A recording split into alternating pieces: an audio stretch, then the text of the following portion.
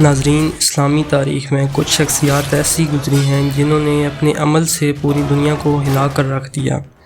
ایسی ہی ایک شخصیت تھی سلطان محمد فاتح۔ ناظرین، سلطان محمد، جسے مغربی دنیا محمد دی کنکرر کے نام سے جانتی ہے، 30 مارچ 1432 کو سلطنت عثمانیہ کے شہر ادرنہ میں پیدا ہوئے۔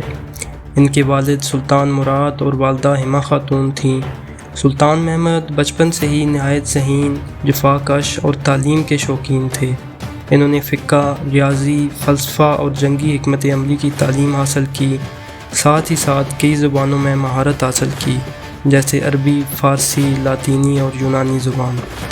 ناظرین، 1444 میں جب سلطان محمد کی عمر صرف 12 سال تھی تو ان کے والد نے تخت سے دستبرداری اختیار کی اور انہیں سلطنت کا حکمران مقرر کر دیا، لیکن کم عمری اور سیاسی دباؤ کی وجہ سے حالات بگڑنے لگے اور 2 سال بعد سلطان مراد کو دوبارہ اقتدار سنبھالنا پڑا۔ 1451 میں جب سلطان مراد کا انتقال ہوا تو سلطان محمد دوبارہ تخت نشین ہوئے، مگر اب وہ ایک پختہ اور باصلاحیت حکمران تھے جنہوں نے سلطنت کو مضبوط کرنے کا عزم کر رکھا تھا۔ ناظرین، سلطان محمد کا سب سے بڑا خواب تھا قسطنطنیہ کی فتح۔ یہ شہر بازنطینی سلطنت کا مرکز اور یورپ اور ایشیا کے درمیان ایک اہم تجارتی اور عسکری مقام تھا۔ کئی مسلم جرنیلوں نے اسے فتح کرنے کی کوشش کی مگر ناکام رہے۔ ناظرین، 1453 میں سلطان محمد نے قسطنطنیہ پر حملے کی منصوبہ بندی کی۔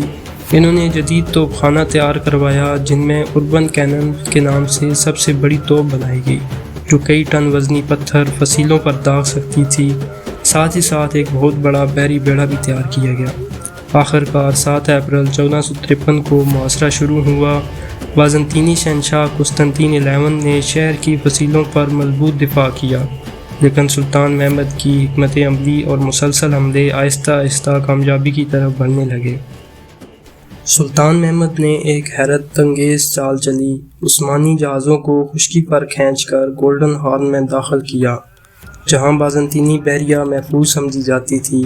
یہ چال قسطنطنیہ کے دفاع کو توڑنے میں اہم ثابت ہوئی اور آخرکار 29 مئی 1453 کو قسطنطنیہ فتح ہوا۔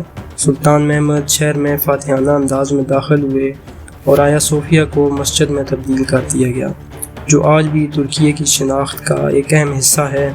ناظرین، فتح کے بعد سلطان محمد نے شہر کے لوگوں کے ساتھ حسن سلوک کا مظاہرہ کیا۔ انہوں نے مسیحیوں کو عبادت کی اجازت دی اور شہر کی تعمیری نو کا آغاز کیا۔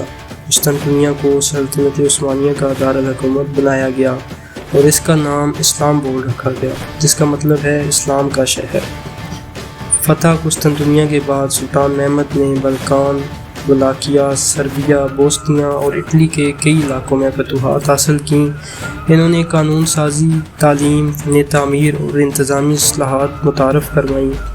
ناظرین، 1481 میں سلطان محمد کا انتقال ہوا، مگر ان کا نام تاریخ میں ہمیشہ زندہ رہے گا۔ نہ صرف ایک عظیم جرنیل تھے بلکہ انصاف پسند، علم دوست اور مستقبل کی بصیرت رکھنے والے حکمران بھی تھے۔